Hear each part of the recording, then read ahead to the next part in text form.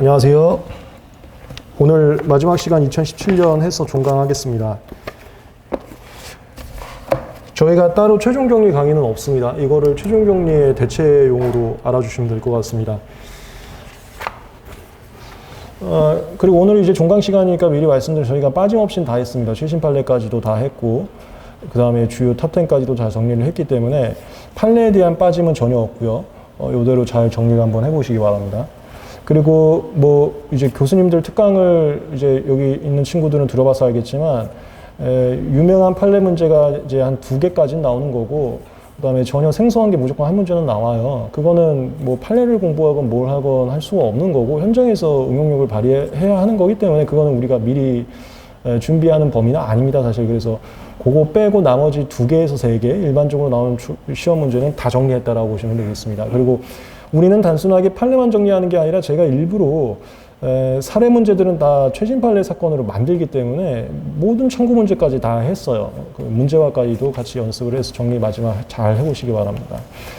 2017년 탑10 1번 용법 용량 발명의 효과와 진보성 판단. 이것은 만약에 시험 문제 나온다면 이쪽으로 대비가 나올 겁니다. 저번 시간에도 했고 올해 탑10에서도 했었는데 의학용도 발명,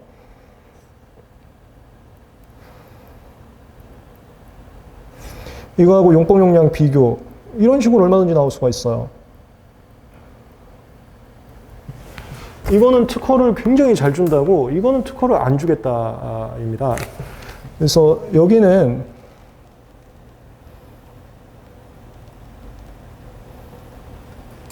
임상 데이터까지 공지돼 있어야 하는 것은 아니다. 이게 잘 준다는 소리라고 했어요. 그렇다고 임상 데이터가 공지됐으면 이제 신규성이 주는 건데, 신규성과 진보성 요건이 똑같은 정도까지는 아니고, 예측 가능하면 진보성은 죽어야 되는데, 그렇다고 해서 진보성을 뭐 다 죽인다는 건 아니고 굉장히 인정한다, 이런 느낌. 여긴 달라요. 여기는 이질적이거나 양쪽으로 현저해야지만 특허를 준다는 그 선택 발명에서 구성의 곤란성이 없는 사안과 비슷한 취급을 합니다.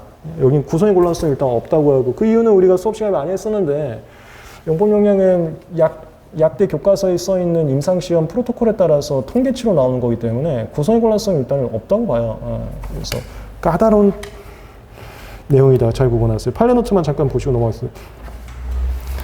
판례 노트 핸드북 130페이지. 사례제 핸드북은 한번 보세요. 방금 이 뉘앙스로 제가 간단한 목차로 써놓은 거니까. 그 다음에 의학용도와 용법 용량은 그림 그려서 많이 구분해 드렸습니다. 그 문제 나왔을 때 이게 의학용도 쟁점인지 용법 용량 쟁점인지는 그거는 구분할 줄 알아야 이제 쓸 수 있겠죠.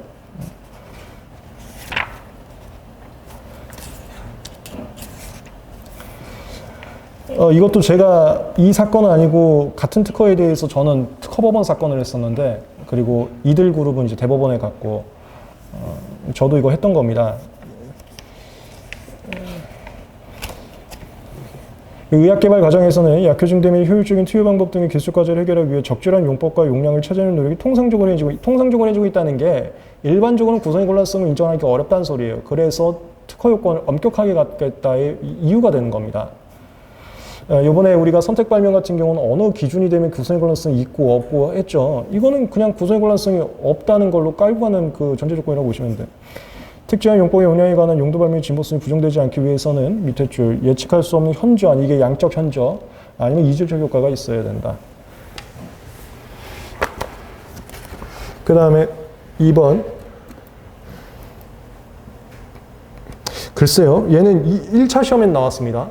근데 2차 시험에 나올 수 있는 쟁점인지는 난 잘 모르겠어요. 이게 워낙 그 허가 과정까지 알아야 되기 때문에. 이것도 제가 담당했던 사건인데,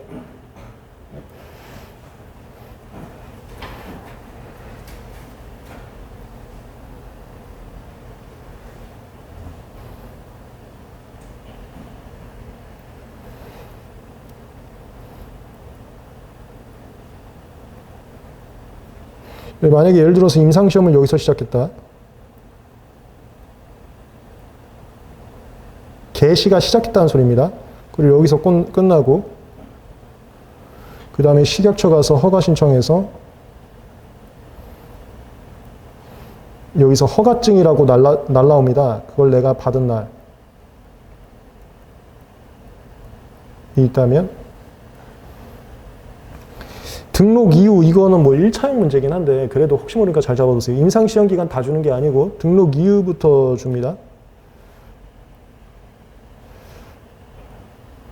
그래서 이걸 이렇게 표현하는데 등록 이후 임상시험 기간과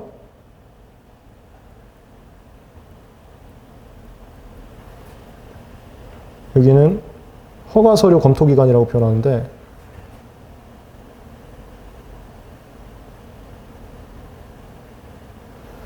여기서 허가 신청인의 규칙 사유로 지연된 기간을 뺍니다. 그거의 대표적인 게 여기 종료하자마자 곧바로 허가 신청하지 왜 이렇게 늦게 했냐 이거 빼고 그 다음에 여기 그게 이런 식으로 갔어요. 허가 신청할 때 안전성, 유효성 그 다음에 주성분 그 다음에 생산 설비 이렇게 최종적으로 세 개가 다 구비가 돼야 허가를 줍니다. 여기서 우리 특허 쪽으로까지 따지자면 거절 이후 통지하고 비슷한 게 보안 명령이 나와요. 그러면 보완할 수 있는 기간을 주고 그때는 절차를 멈춰버립니다. 여기서도 이렇게 하다가 보완 나오고 진행하고 여기도 이렇게 해서 보완 나오고 진행하고 최종적으로 다 OK가 되면 컨트롤 타워에서 확인한 후에 최종적으로 허가를 해주는 구조로 되어 있는데 이때 출원인의 규칙 사유를 이렇게 뺍니다. 모두가 중첩된 기간만 뺍니다. 이게 보완 기간이 중첩된 기간만. 그럼 이건 이제 뺄 수 있는 사례가 없는가 이거는. 그럼 이건 허가 신청 규칙 사유가 빵이야 빵. 요 얘기. 그래서 이거의 판결문 내용은 이따 판례노트 보면서 보겠지만 저 허가에서는 세 개의 부서에서 각각 독립적으로 심사를 하기 때문에 어느 한 부서에서 보완 명령으로 지연 기간이 있다 하더라도 나머지 다른 심사부서에서 심사를 하고 있었다면 여기서 나온 이 지연이 최종적인 허가를 받는 데까지 지연을 했다고 단언할 수 없다. 이거 단언할 수 없다는 뭔 소리인지 아시죠?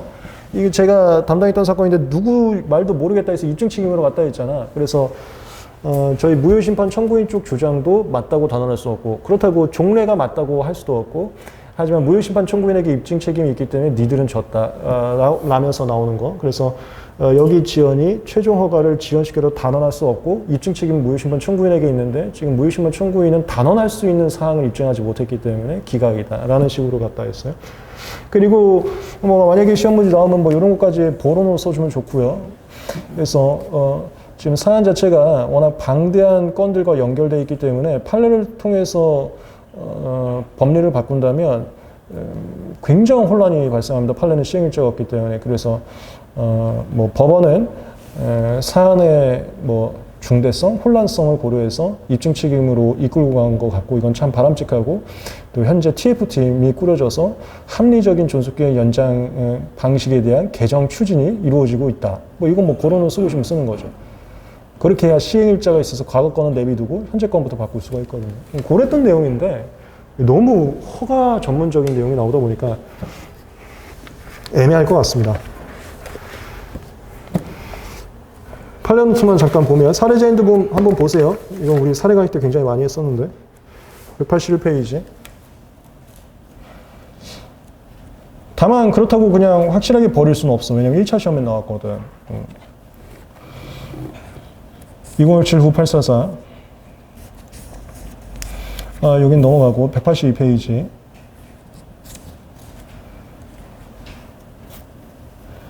여기 3번 주장 입증 책임부터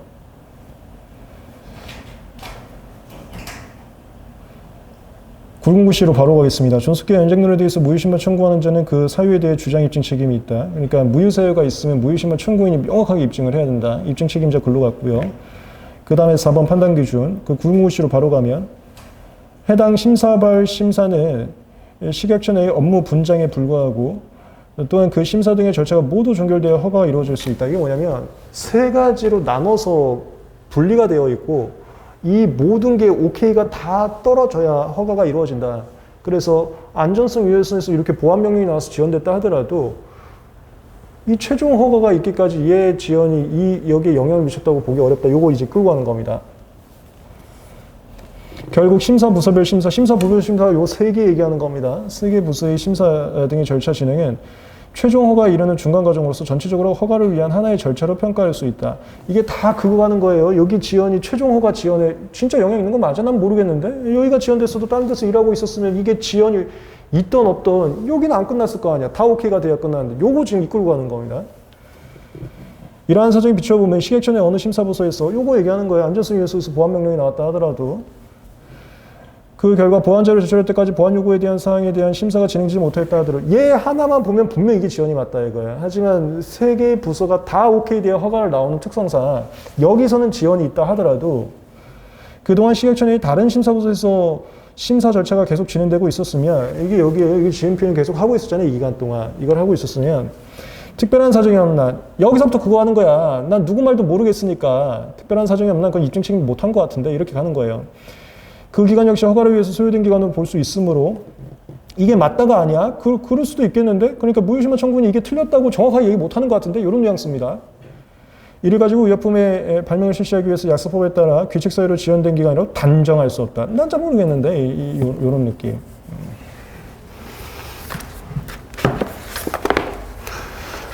근데 제 생각입니다만 어차피 이게 지금 최종 정리 대체해서 하는 거니까 쪽집게까지도 한번 가보자면 지금 제가 저번에도 한번 말씀드렸는데 약대 출신의 교수님이 한 분 계세요. 그분이 들어오지 않는 이상 이건 2차 시험이 절대 못 나옵니다.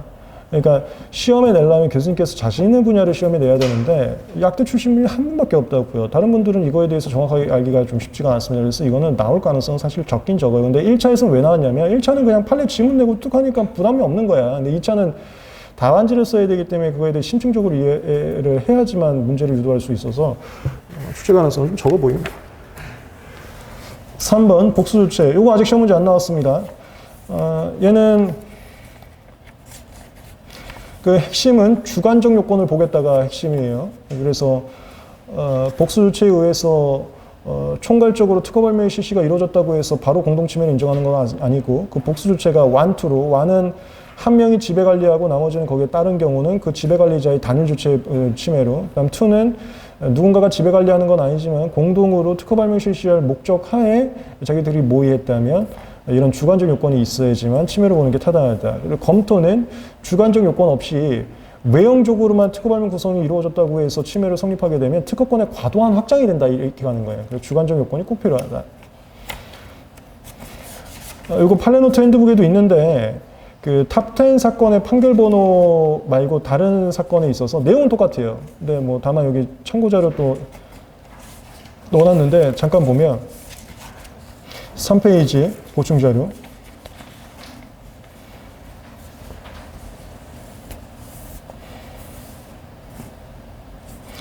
그리고 이거는 사내 지원 한번 보세요. 얘는 목차가 저거부터 가는 거거든요. 이거 우리 아마 실전 JS에서도 한 것 같은데 이런 유형이 그동안 기출문제 많이 나온 적이 있습니다. 우리 기출문제 풀이강에서도 분석을 했었지만 여기 현행법의 한계를 치는 겁니다. 그래서 현행법상 침해는 직접 침해와 간접 침해만 존재하는데 그걸로 보호가 되냐 이거야. 일단 보호는 시켜주고 싶은데 현행법으로 보호가 되냐. 이거 그래서 우리 의의도 많이 했어요. 이거 의의 칠 때는 특허권이란 특허 발명 효과의 독점적 향유를 인정하는 거기 때문에 누군가가 특허 발명 효과를 향유하고 있다면 이건 침해로서 인정해야 된다. 여기서 출발하는 거야. 그래서 이건 침해로 봐야 된다 치고 그러면 현행법상 이게 침해가 될 수 있는지 보자 이거야. 얘네들이 지금 특허 발명 효과 누리고 있는데 지들끼리 모이갖고 직접 침해. 직접 침해는 단일 주체가 구성 요소 완비를 해야지만 직접 침해가 되는데 이건 좀 단일 주체가 일부 구성밖에 아니기 때문에 구성 요소 완비 원칙상 비침해다. 그 다음에 이제 간접 침해. 간접 침해는 전용성이 있어야 되는 전용성이 없다면 이것도 비침해다. 그래서 현행법으로는 한계가 드러나서 이거는 판례로서 보완을 해주거나 개정법으로서 추가 개정을 해야 된다. 근데 판례가 보완하고 있다. 그 다음에 이게 판례가 하는 거예요. 판례에서는 복수주체라 하더라도 주관적 요건이 있으면은 공동침해로 확장을 해줬다. 요렇게 치는 겁니다. 그래서 이제 그 다음에 검토가 위에서 의의 쳤던 거. 이건 좀 특허 발명 효과를 향유하고 있기 때문에 침해로 보면 타당한데 다만 이걸 다 침해로 보면 특허권의 부당한 확장이 되기 때문에 주관적 요건을 고려해서 침해로 본 것은 상당히 타당해 보인다라고 치는 게 이제 논리적인 쭉 가는 흐름이죠. 굉장히 많이 했기 때문에 제가 좀 술술술 풀어놓은 거고 확인은 우리 사례자 핸드북에 그 목차 그대로 있으니까 보시면 되겠습니다. 지금 굵은 글씨만 잠깐 보면 보충 자료에서 1번 복수 주체 중에서 어느 하나의 단일 주체가 지배 관리를 하고 있거나 2번 복수 주체가 각각이 특허 발명 실시를 인식하고 이용할 의사를 했는지 이거 주관적 요건이라고요. 요것만 잘 치면 됩니다. 그 다음에 지금 이 굴림글씨 앞에서는 현행법의 한계를 치는 거예요. 직접 침해 안 되고 구성요소 완비 때문에. 그 다음에 뭐 간접 침해 같은 경우도 전용이 아니면 안 되고 뭐 이런 거 좀 간단하게 친 겁니다.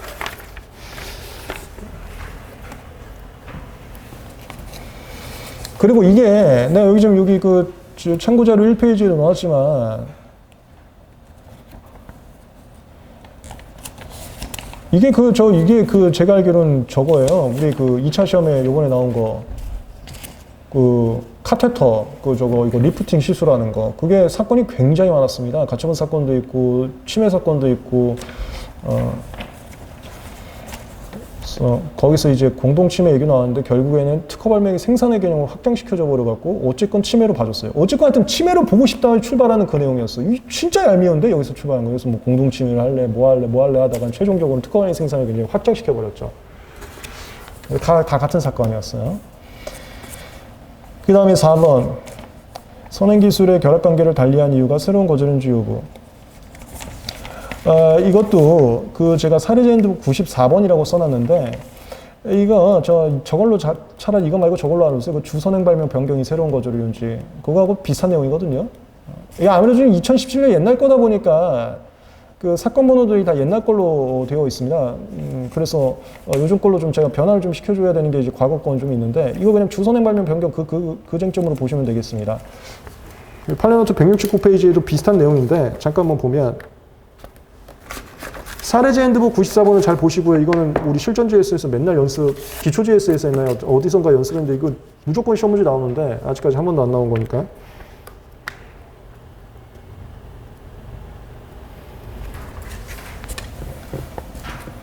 169페이지에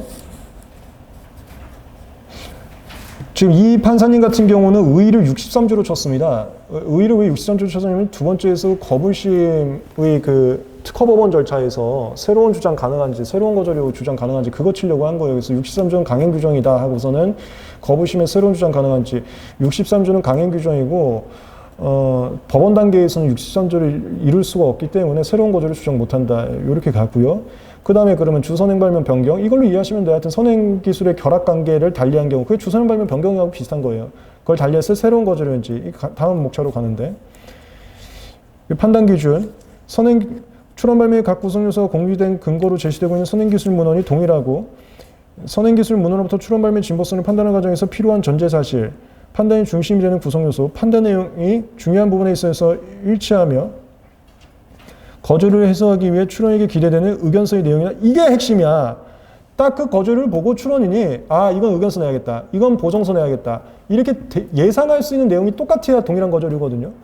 근데 선행기술 문헌의 결합관계가 달라지거나 다른 말로 주선반을 바뀌면 이건 의견서를 낼지 보정서를 낼지 출원 입장에서 대응책이 달라질 수 있다는 거예요. 그래서 그건 특별한 사정이 없나 새로운 거절이다 이렇게 가는 겁니다. 말이 좀 많은데 출원 입장에서 의견서를 쓸지 보정서를 쓸지 그 시도할 방향성이 같은 거를 같은 거절이라고 본다. 이해를 잘 잡아두시면 돼. 그 바로 밑에 이제 선행 발명 결합 여부나 결합 관계를 달리하는 경우 소송 절차에서 새로이 주장되는 사유가 심사 심판 단계에서 진보성이 부정되는 근거로 제시한 바 있는 선행 발명이라 할지라도 지금 결합 관계 달리했다고 하는데 그냥 주선행 발명 변경으로 이해하면 그렇게 해버려 갖고 다음 페이지.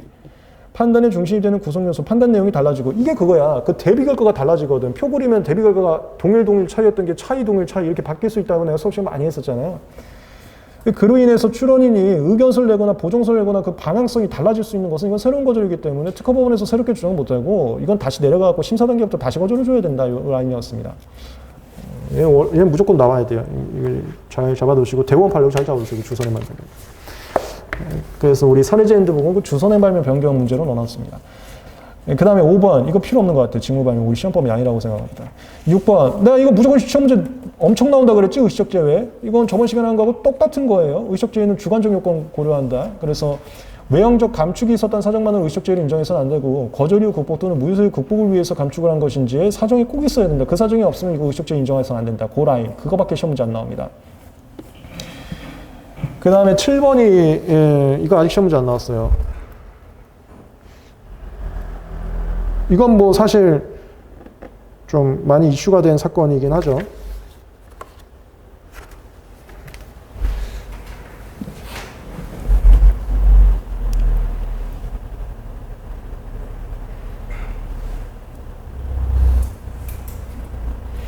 이게 하여튼 좀, 한 분이 일관되게 법률을 만들지 않고 거기 대법관 재판연구원님도 자꾸 바뀌시니까 이 논리가 좀 깔끔하지 못해서 나온 기이한 현상인데,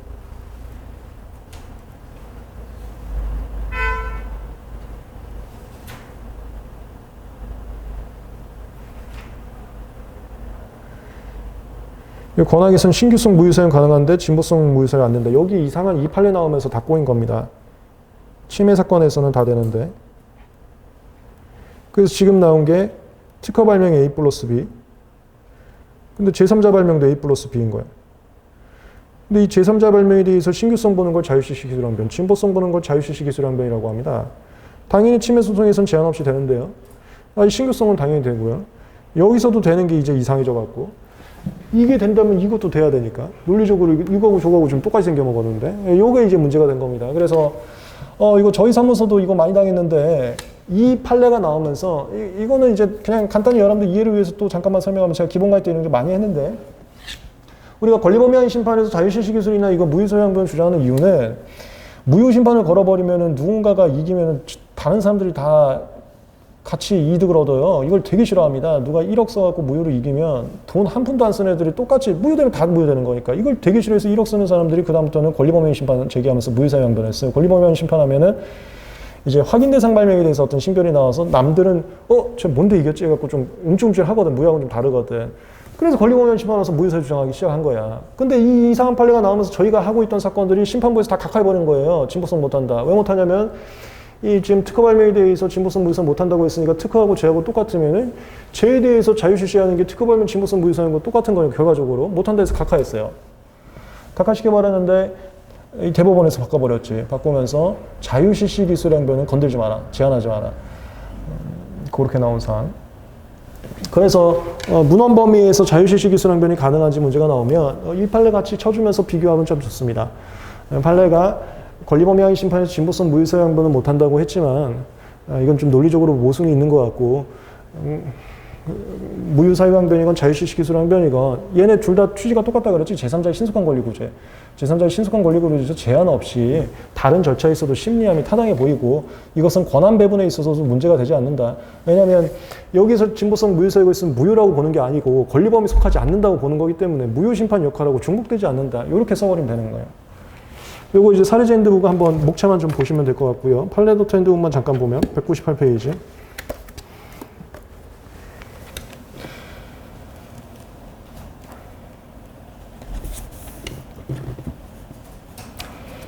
(2016) 후 366 1번 공정력. 이게 공정력이 그러니까 저번에도 우리 친구가 나한테 그 변호사 기출 문제 질문했지만 이게 그 무효 항변 얘기하는 거예요. 이 공정력이. 다른 절차에서 특허를 무효라고 할 수 없다. 그거예요. 이 공정력이. 그래서 무효 항변은 안 된다라고 이상하게 변호사 시험 기출을 낸 건데 전문가들이 아닌 이거 공개가 아니니까. 이게 그거예요. 이거. 그래서 밑줄만 보면 특허가 진보성이 없어 무효사유가 있는 경우에도 무효심판에서 무효신결이 확정되지 않으면 다른 절차에서는 무효라고 볼 수는 없다. 이게 무효심판하고 권한분배 때문에 나온 거고 그리고 이 논리 하에서 권리범위 심판에서 진보성을 판단하지 못한다고 얘기를 했다. 이렇게 끌고 그 다음 페이지로 가는데 하지만 자유실시는 이게 하지만으로 가는 거야. 하지만 자유실시는 권리범위 심판에서 특허 발명과 대비되는 확인 대상 발명 공지 기술만으로 이루어지거나 이건 확인 대상 발명 신고성 없는 거고 그 기술의 통상 시간이 공시로 시킬 수 이게 확인 대상 발명 진보성이 없는 겁니다. 이러면 자유실시 기술이라는 것은 특허가 아니라 그 밑에요. 이건 특허 발명에 대해서 무효사유를 본 게 아니라 얘하고 똑같이 생겨먹었어도 이게 말장난이야. 법이 다 말장난하는 거야. 똑같이 생겨먹었어도 얘에 대해서 얘기하는 게 아니라 쟤에 대해서 얘기하는 거기 때문에 쟤에 대해서 진보성 없다는 것은 진보성 무효사유가 아니지 않냐. 표면적으로 말장난하는 거야. 그래서 판례의 태도, 자유실시 기술의 법리의 본질, 기능, 대비한 대상. 이게 제일 핵심은 대비하는 대상이에요. 대비한 대상의 차이점을 비춰볼 때 진보성 무이사회 판단 못하는 거와 자유시시 기술 판단 가능한 거는 서로 모순되지 않고 자유시시는 해야 된다 이렇게 하는 거예요. 그래서 다시 정리하면은 대비 대상이 다르고 그다음 본질이 이거야. 제3자 신속한 권리구조에서 이거 제한하지 말라. 그래서 하자 이렇게 하는 거예요. 문헌 범위에 해당하는 경우에도 그대로 다 하자. 얘는 이제 시험 문제 나오면 여기 팔레노 트렌드 보이는 안 실어놨지만 내가 특허보험하고 대법원하고 달라진 거는 같이 써주면 좋다 그랬었죠. 이거 특허보험까지는 못한다 했었거든요. 특허보험 못한다 해다 대법원에서 이제 한다로 바꿨다. 그러면서 검토 쳐주면 될 것 같습니다. 검토에 대해서 자세한 건 우리 사례제도 참고를 하시고 그 다음에 8번 균등범위 이것도 우리 저번 시간에 한 거하고 똑같은 겁니다. 그 사례제 핸드북 70번 보서 정리 한번 하세요. 저번 시간에 했던 균등론하고 똑같은 겁니다.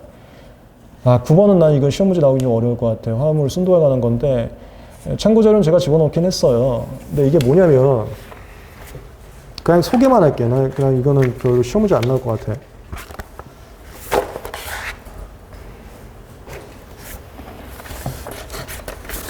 이게 좀 희한해 갖고 이슈는 많이 됐는데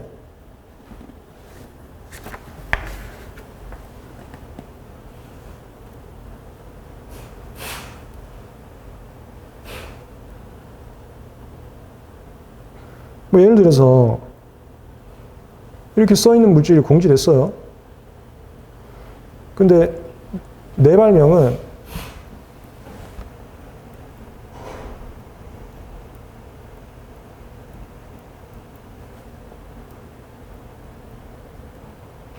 순도 90% 이상의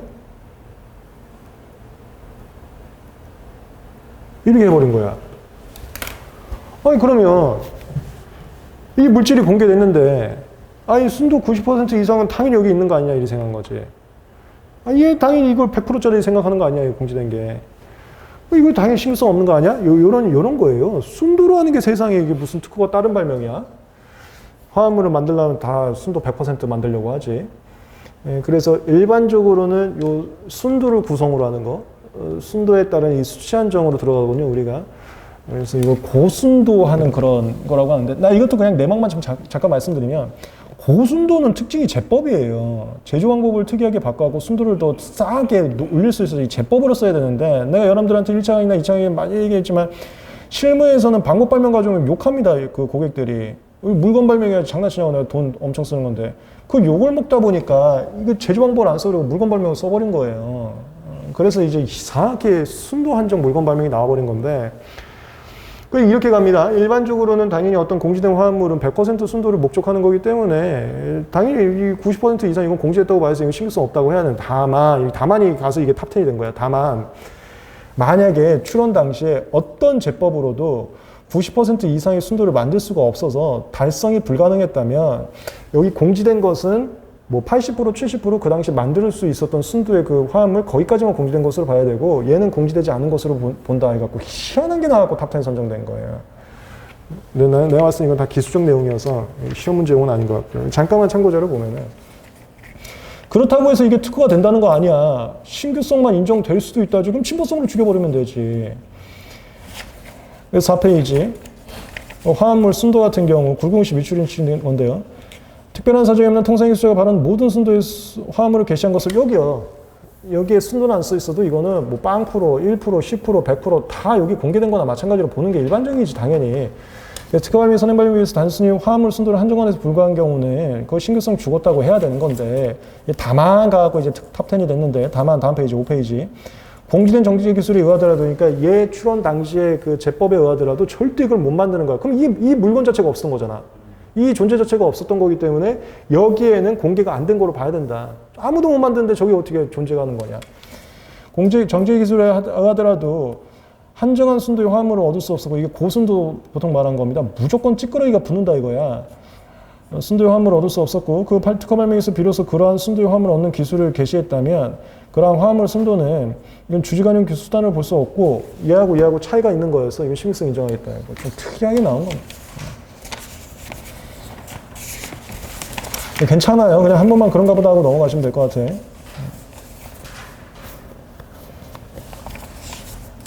근데 또 모르지. 뭐 사실 이렇게 하면 또 너무 지나친 상상이긴 하지만 우리가 그 얼마 전에 탑10에서 저거 했었죠. 수치안정 발명의 균등론 확장. 그게 이제 탑10에 선정이 됐잖아. 그래서 그거 하나 갖다 예를 들어서 시험 문제 낸다면 한 7점밖에 안 된단 말이에요. 그럼 하나 껴다리로 한 3, 4점짜리 껴다리겠다 하면서 뭐 순도 한정에 대해서 신규성 인정할 것인지 하면서 이제 수치안정 발명의 침해 판단 가면은 뭐 껴다리로 뭐 나올 수는 있겠지만, 다만 우리가 이제 화학 분야 분들만 시험 문제 보는 것도 아니고 기계나 전자도 하는 거기 때문에 좀 그렇지 않을까 싶어요. 근데 약학 같은 경우는 워낙 판례가 다수여서 어쩔 수 없이 나오지만, 그냥 10번은 내가 이거 저번 탑10, 이거 2016 탑10도 또 나왔는데, 이건 우리 실무에서는 굉장히 중요한 걸 제가 말씀드렸습니다. 이게 128조를 뛰어넘는 어마어마한 손해배상액이 등장할 뻔 했는데, 이제 차단됐는데요.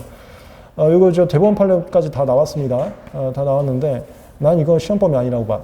그래서 이건 버리세요. 여기까지 4개년치 탑10 판례까지 전부 다 정리를 했습니다. 마무리 잘 하셔서 그동안 정말 고생한 거 다들 보상 받으시고 또 멋지게 우리 또 더 미래를 또 만들어 봅시다. 기대하고 있겠습니다. 수고하셨습니다.